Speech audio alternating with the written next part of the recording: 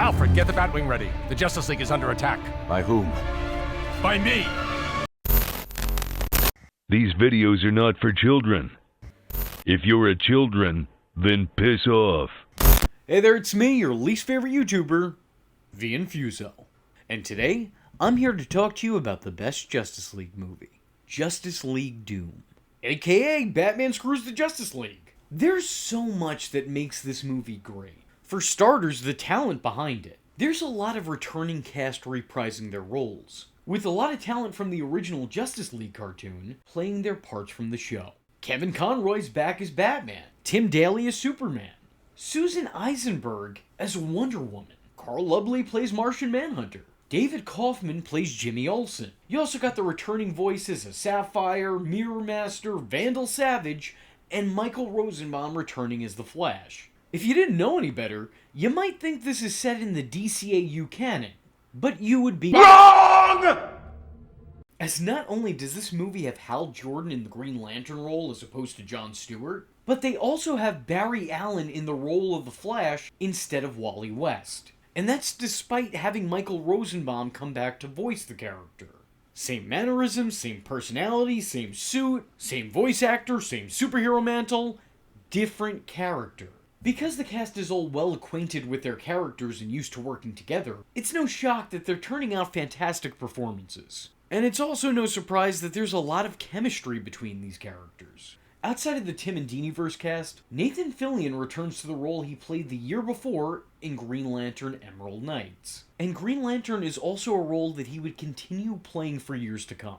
In addition to this is Grey DeLisi's first time as Lois Lane, but it'd be far from her last, as she'd go on to play that part again in the LEGO DC movies, DC Superhero Girls, and Young Justice, as well as having other non-canonical adventures and parodies on Mad and Robot Chicken. Alfred's voice actor here would also continue voicing the character in the LEGO Batman games. My point here is that the cast are very familiar in their roles, and the fans are very familiar with them in these roles. There are other talented voice actors that I'm familiar with. Carlos Alazraqui portrays Bane, and is honestly one of my favorite performances in the whole movie, while Juliet Landau has a smaller role in the beginning as Ten from the Royal Flush Gang. The plot sees Vandal Savage assemble some of the members of the Justice League's greatest foes, thus creating the Legion of Doom. The bane of Batman's existence, Bane. The Pain in the Flash, Mirror Master. Wonder Woman's Cheetah. Green Lantern's Star Sapphire. Superman's Metallo. And for Martian Manhunter, Malfuck, or whatever the fuck his name is. The Bad Guy Brigade blindly serves as old Vandy Savage's henchmen, all to the tune of $100 million. They work together to strategically take down the Justice League both physically and psychologically. And to make matters even worse, as it turns out, it's Batman who is the architect of the team's defeat. Batman is often credited as being completely unstoppable given prep time. And this is why that is. In this Madman's free time, he's devised contingency plans for every member of the Justice League should they go rogue. Something the team feels fairly betrayed by. I mean, I don't think many people would take their close friend and colleague plotting their demise in their free time very well. That's not exactly something you could just brush off. Someone took my cupcake in the employee's break room? Understandable. My coworker Bruce has a murder plan specific to me should I do something he disagrees with. Significantly less understandable. What I really like about this plot is how it balances the positives and negatives of Batman. On one hand, you could say that he created these plans out of paranoia, and that wouldn't be untruthful. However, there is some justifiable method to this madness. There's some solid reasoning behind Batman doing this. When you live in a world where there are various sorts of mind control, alternate versions of oneself, and intergalactic diseases that poison the soul, the decision to have a failsafe on the strongest beings on the planet is probably a smart move. Realistically speaking, the Justice League pose more of a threat to society than any gathering of their villains, based on success rate alone. What I like about this story is that it showcases Batman's cunning and calculated nature to a fault. It actually pits Batman's wit against the Justice League themselves, Batman included. Batman now needs to outsmart himself and create contingency plans for his contingency plans. Also, he can save his friends from himself. Batman's intentions, while both noble and pure, as he's always had the best interest of those he protects, has become the cause of the team's downfall. And when Batman figures out that his plans are being used against he and his friends, just with some more critical tweaks, he feels an overwhelming sense of guilt. For the first time ever, we see Batman truly lose his cool. We see Batman panic-stricken. For a moment, he drops his stoicism and confidence. He cracks under pressure. We see his fears start to set in. Batman now needs to stop his greatest threat, himself. I like this story because it challenges Batman's actions without ever really giving a full black and white right or wrong. Because most of Batman's actions on a day-to-day basis doesn't exist within a black and white right or wrong. He lives in the area shaded gray. Sometimes he does unimaginable things, but he does these things for the greater good. Batman himself by nature lives in the area shaded gray. Look at all the other superheroes. They're all heroes, they're accepted as such. But Batman is very often referred to as a vigilante. You don't get that black and white right or wrong with Batman. There's a lot of complexities with this character. We understand his motivations and why he did what he did, but the movie doesn't come out and say if his actions are fully justifiable. Nor does it completely condemn him for what he's done. It's an answer that not even the League themselves seem to have, as this group of heroes is 50-50 on the whole ordeal. Ultimately, it's left in the hands of the viewer to decide if the ends justified the means. By time all is said and done, Batman quits the team during a trial by his peers. But he manages to leave off on good terms with Superman. The Red Blue Boy Scout asks the Dark Knight why there was a contingency plan made for everyone else on the team except for Batman himself. To which Batman responds that he does have a contingency plan. It's called the Justice League. Which I think is a really beautiful way of showing the respect and confidence he has for and with the team. And that is Justice League Doom.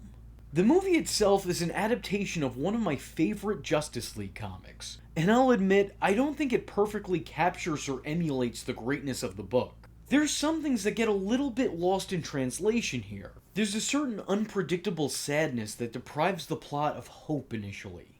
And I think the comic conveyed the danger the Justice League was in much better than the actual movie did, in which that danger seems greatly suppressed. That's not to say the movie did a bad job by any means, it's just, I think the book did a better job. I just feel like the events that took place weren't as severe as they were when watching them as opposed to reading them. There were a lot of other changes that make this feel less like an adaptation and more like a movie inspired based on other material. For one, there's a lot of characters that have either been replaced or changed.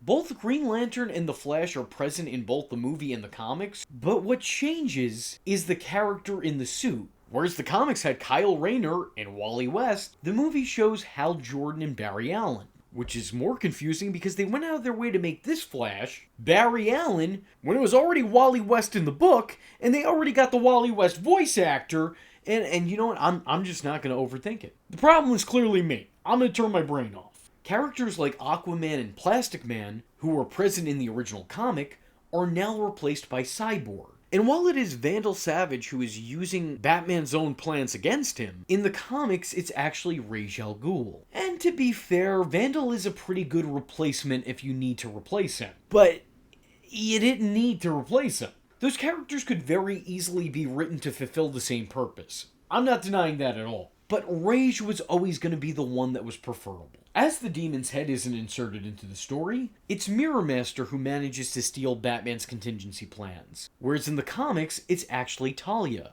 Of course, I don't need to tell you that Ra's al Ghul did not work with the Legion of Doom, mainly because he was too busy utilizing his own League of Assassins. Even the methods used to take the League down differ. In the comics, Superman is given a rare form of red kryptonite. This kryptonite causes him to absorb so much solar energy from the sun that it overloads his powers. While in the movie, he was simply shot by a kryptonite bullet. But in the comic, it's the Flash that's hit with a special bullet. One that gives him seizures that send him into light speed. Whereas in the movie, a bomb is attached to him set to go off whenever he stops running. Green Lantern in the comic is exposed to hypnotic suggestion, which makes him believe that he's blind, thus rendering all of his powers completely useless. But in the movie, he's dosed with Scarecrow's fear toxin and given the corpse of an android. I mean, there's more to it than that. It works in context, but the way I said it was funnier. So that's what we're going to go with. Wonder Woman is basically trapped in a virtual reality fighting off an opponent that is her complete equal. Instead, in the movie, she's poisoned with a chemical that makes every person around her take on the appearance of her arch enemy. In the film, Martian Manhunter is poisoned with a chemical that makes him sweat magnesium, but in the comic, he's infected with nanomachines that make him sweat magnesium. Look, it's not a big change, but it is a change nonetheless. So there are a fair amount of differences between these two telling of the tales. I think you can write this off as being a very, very loose adaptation, if even that. While I don't think this movie truly matches up to the comic book it was inspired by, I do think that on its own merit, it was pretty damn good. And as of right now, it's the Justice League movie that I hold above all other Justice League movies. So if you haven't yet, read the book and watch the movie. In that order. I think both of them are very much worth your time. And with all that being said, if you like this video, let me know in the comment section below by leaving a comment saying, Dead Grandma. I was your least favorite YouTuber, Infuso, and I thank you for watching. Hope to see you in the next one. I am vengeance. I am the night, and that was Infuso. Just remember, if you're not tuning in, then you're missing out. So, if you like the words that came out of his mouth hole, and you too would like to become a V-generate, don't forget to like and subscribe. Thanks for watching, nerds! And if you're not joining the fun, you're in for one bad day. And you know what they say about having one bad day?